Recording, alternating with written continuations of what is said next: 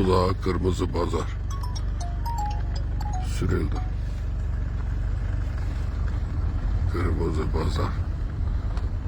Sağa dönün. Sonra ise sağla devam edin. Bak bura çok güzeldi Aytoba. Burada güzeldi Kırmızı Pazar. Bir rayon boyladı bura bak. Bak remont olmuş evler. Bak.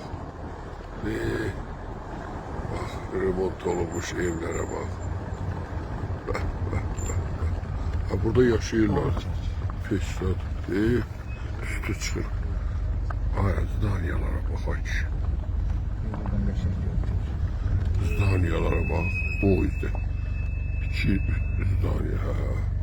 Git. Maşallah. Buradan ise bir şey mi? Çek.